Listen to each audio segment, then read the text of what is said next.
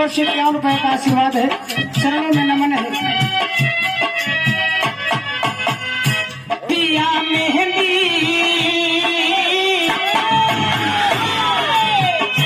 पिया मेहंदी मलेगा मोती धीर से भाई के सकील से पिया मेहंदी मलेगा मोती धीर से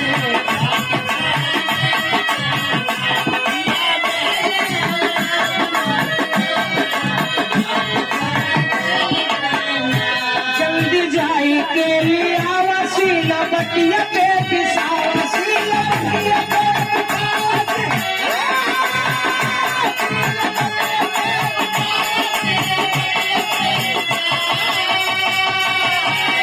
हमारे हथवा लगावा कांटा कील से बात सर कील से हमारे हथवा लगावा कांटा कील से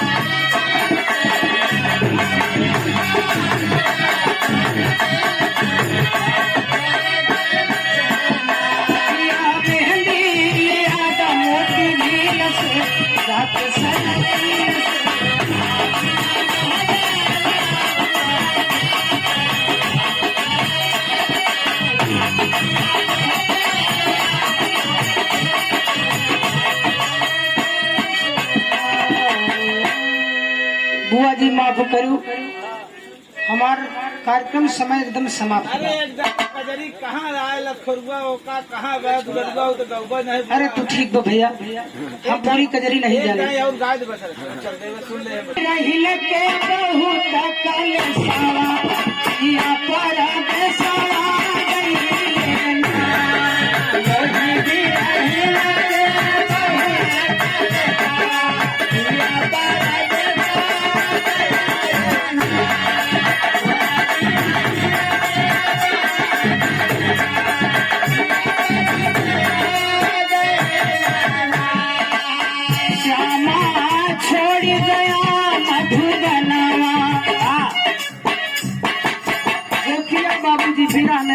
कन्हैया को याद करके कि आप तो मथुरा छोड़ करके गोकुल चले गए। श्यामा छोड़ी गया मधुबना कहिया हुई है मिलन